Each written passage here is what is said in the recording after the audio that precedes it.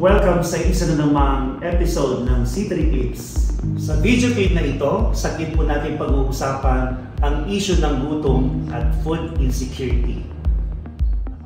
Upang tugunan ang mga isyong ito, may mga batas, inisyatibo at proyekto ang pambansang pamahalaan na ipinatutupad upang tumaas ang produksyon ng pagkain.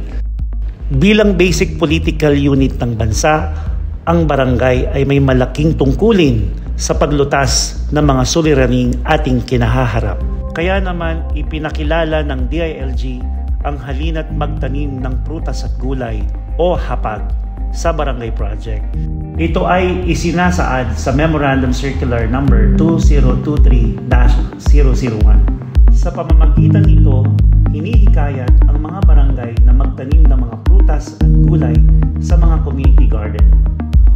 Isang halimbawa, ang Barangay Poblasyon 2 dito sa bayan ng Clayton. Ito po sa aming barangay, ang tinatanim po ay lettuce, mustasa, pechay, siling bell pepper, siling pansigang. Meron din po kami dito labanos, okra, talong, kamatis. At minsan po, yan, before yung susunod namin pantanim. Meron din po yung pipino, sitaw. Depende po sa panahon po namin sa pagtatanim. Lahat po ng maraming functionaries, kasama ng mga formies. Ang SK po, sa amin po bawat plant may nakatoka po ng mga kagawad, BHW, tanod. Magkakagrupo po sila. Sila po yung magme-maintain ng bawat plant. Ang SK po, meron din po silang plant. At ang nagme-maintain naman po ng pagdidilig ang amin pong forties. Laki po na itutulong nito sa aming mga kabarangay dahil nakakapagbenta po kami ng mga gulay sa murang halaga. Mula po sa Agriculture Office, yung ating project na halina't magtanim ng prutas at gulay sa Barangay Project, namimigay kami ng mga agricultural inputs kada barangay gaya ng mga vegetable seeds and then mga fertilizer. Every Nutrition Month celebration in coordination sa ating Municipal Social Welfare Development Office, nagkakaroon din tayo ng mga contest kung saan yung mga nag-perform ng ayos, may magandang hapag sa kanilang barangay, at nabibigyan natin ng mga papremyo.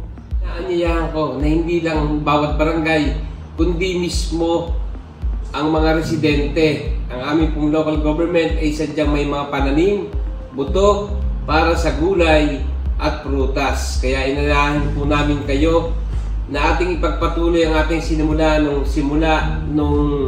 2023. Natutuwa po kami na nagiging fruitful. Sabi nga, may nakakain na may naibebenta pa. Sa issue ng gutom at pagkain ay hindi matutugunan ng pambansa at lokal na pamahalaan lamang. Halina't magtanim ng prutas at gulay.